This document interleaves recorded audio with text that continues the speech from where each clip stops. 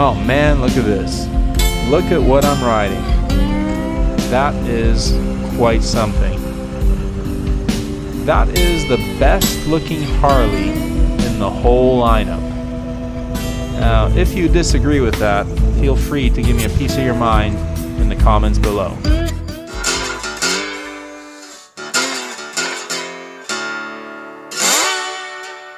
Hello inner tubes, it's history lesson time. Today we're going to go back all the way to 1971, back when the Harley FX was first introduced.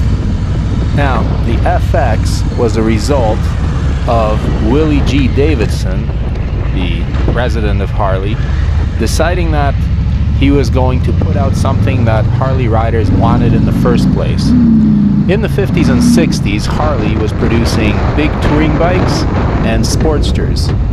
And the touring bikes were big and fat, and the Sportsters were nice and slim, but a little down on power. And a lot of riders would take a touring chassis and put a skinnier Sportster front end on those for extra power and handling and less weight.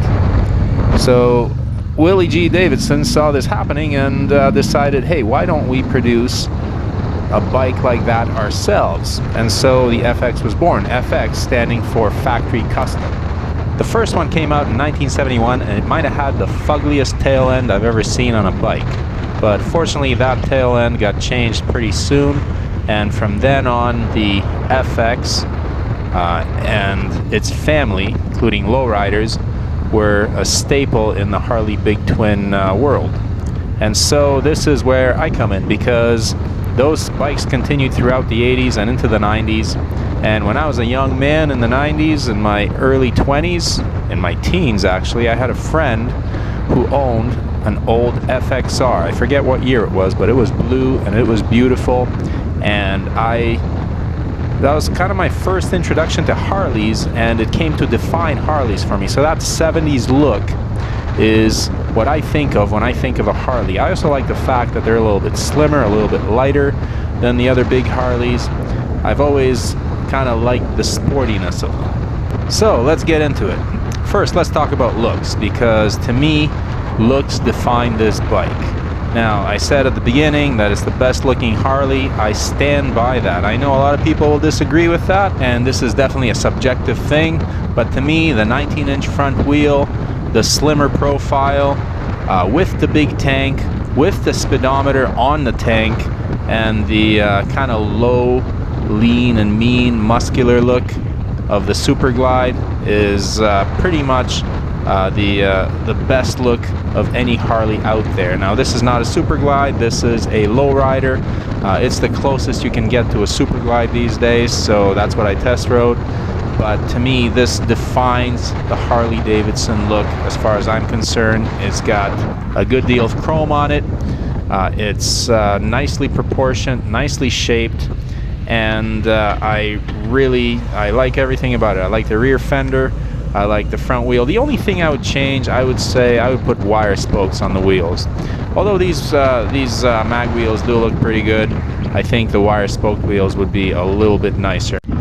So let's talk about fit, which I guess for me personally is starting with the bad. Now, don't get turned off of this bike by what I say right now. I'm 6 feet tall, 5'11 and a half or so. In my big clunky boots, I'm 6'1". So I'm on the average to slightly taller than average spectrum, and this bike was not meant for people of my size. This is a big bike, it is a heavy bike, and it is a bike with lots of road presence, but it is a bike with a rider triangle, that of the seat, the handlebars, and the pegs, that is definitely meant for a smaller rider. I was quite uncomfortable and cramped on it. First of all, let's talk about the foot pegs and the mid controls. So the foot pegs are what Harley calls the mid controls. They're a lot closer to the seat than Harley's normal kind of easy chair sitting position. Now, I've never been crazy about the easy chair sitting position with your feet out front, so I thought I would like the mid controls, but it put me in a very weird position. Alright, I'm definitely cramped with these mid controls. They're definitely meant for a shorter rider, especially with my knee being jacked right now. I do not like having my legs up here. It just feels weird.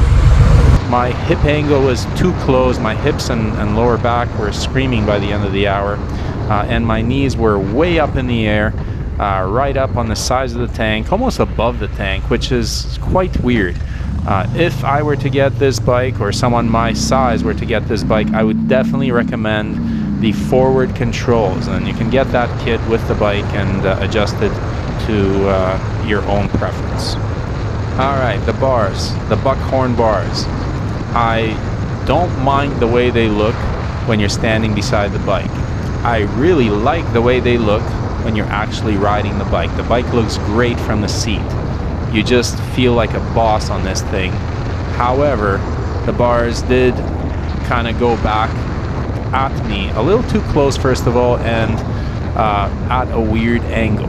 So one thing I noticed was that when I turned the bike and tried to turn tightly, it put my wrist in a very weird position where it was kind of getting kinked, and I really couldn't control the bike that well or turn it as tightly as I wanted to. The seat was comfortable enough, however, it did put me a little too far forward on the bike, too close to the bars, too close to the pegs. It's very low. This bike is a bike that is literally meant for someone who's 5'5", 5'4". You often see this kind of bike ridden by women, female riders who want a full-size Harley but are a little bit shorter. And there are some really great things about this seat. First of all, it makes the bike really easy to control at low speeds. It puts you close to the ground. You can flat-foot it. Even I think a person who's 5 foot tall would have their feet flat on the ground with this bike.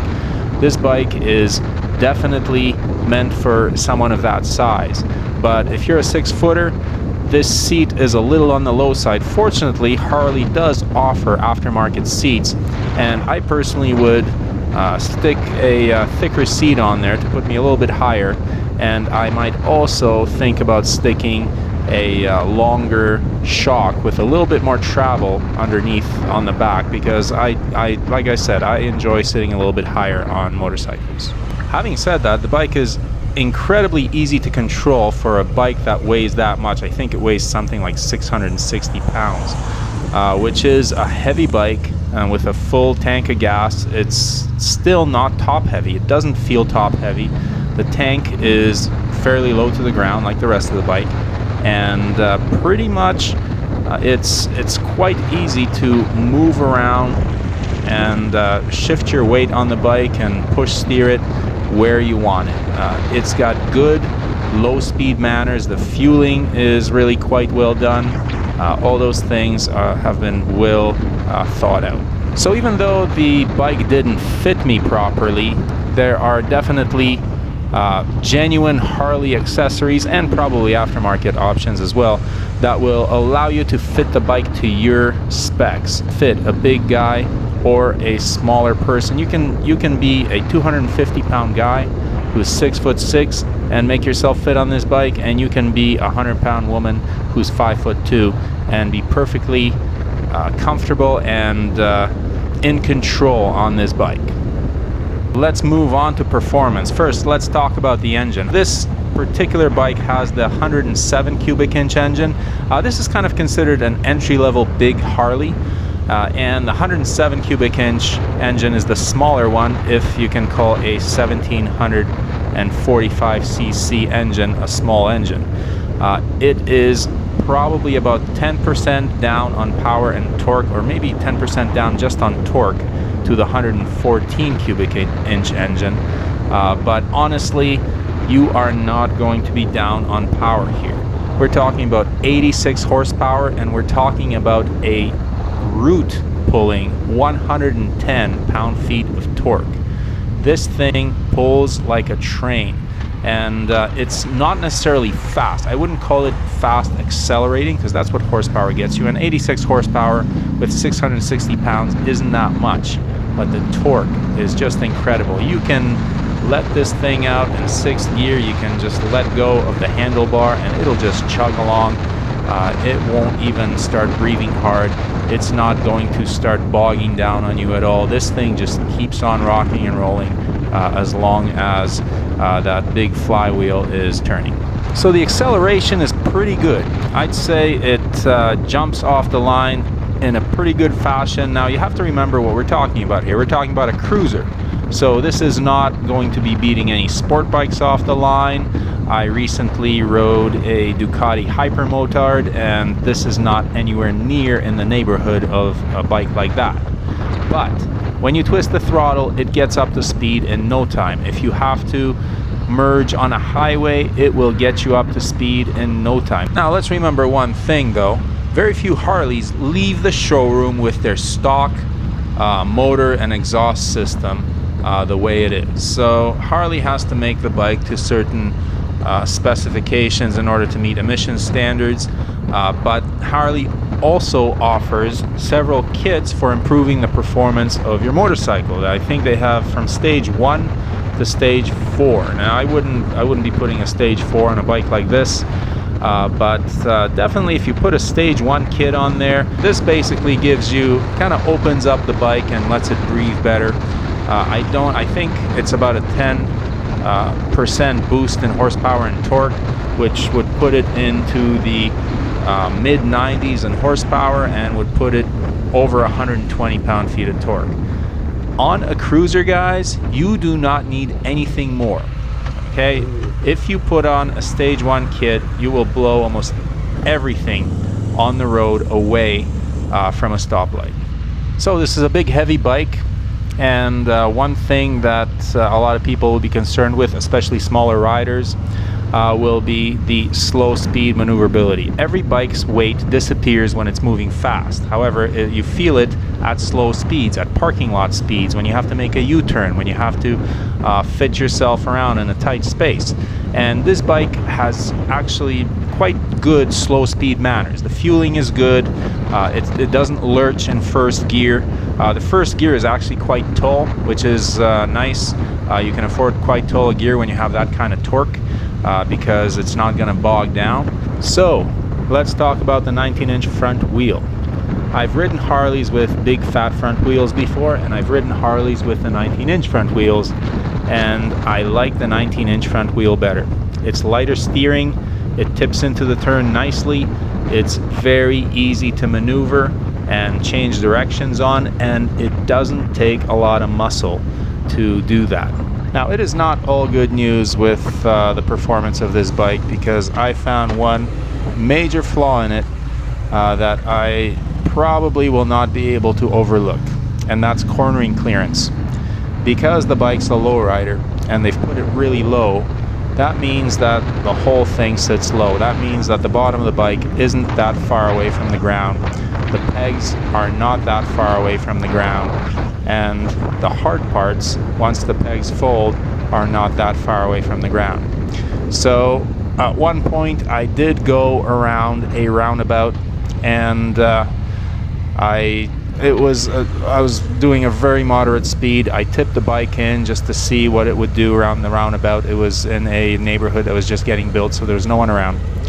And my heel and the peg bounced off the pavement very quickly. I was surprised at how quickly I scraped that peg. It was a very moderate turn that I was doing.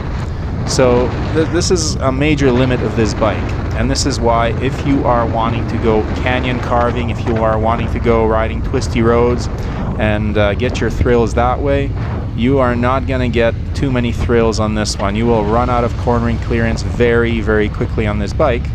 But in its defense, it is not a bike that's meant to canyon carve. That's not what this bike is for. This bike is for cruising. This bike is for a nice Sunday ride. This bike is for taking it down to the beach, sitting in front of the cafe, that kind of thing. It's for a nice, easy cruise. And if you want it to go fast, it'll go fast, but it'll go fast in a straight line.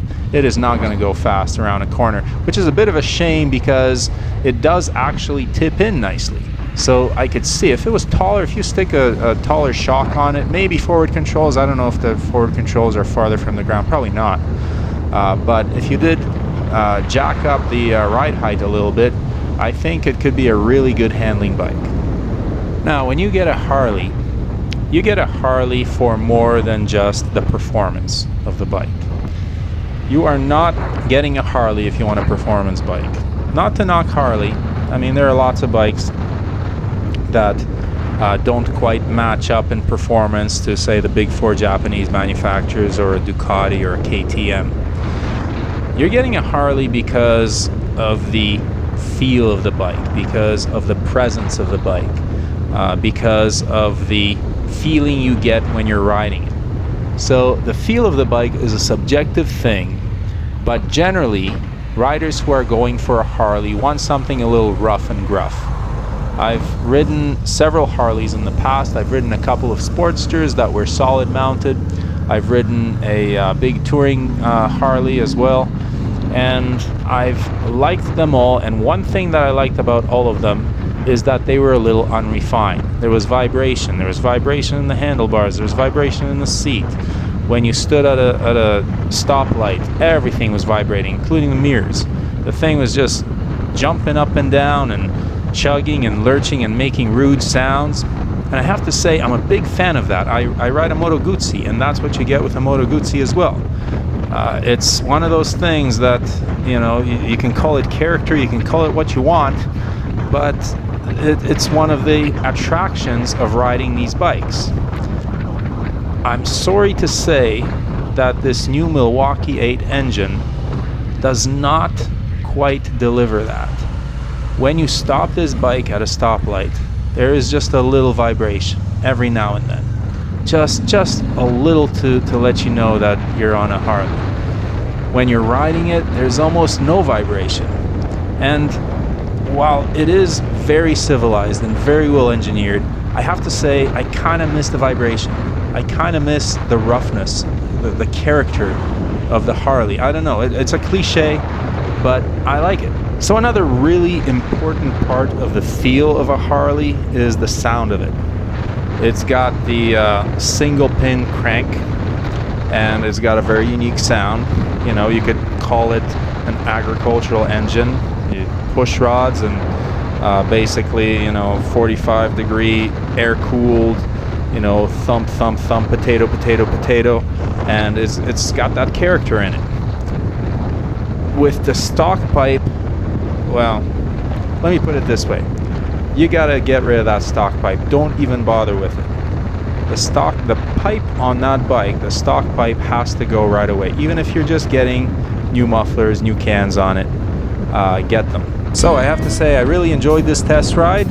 And in addition to this, I also, on the same day, got to ride a Fat Bob 114. So I will also be coming out with a review of that bike as well. If you are watching this video, you will see a link to that video in the end pages of this video. Click on it to check out the Fat Bob. It is a very, very, very different motorcycle, and it's got a character all of its own. I was quite surprised at it. I'll just leave it at that. So once again, thanks for watching. I truly appreciate everyone who watches these videos and follows the channel. If you haven't yet, subscribe, hit that bell to get notified when the next video is coming up.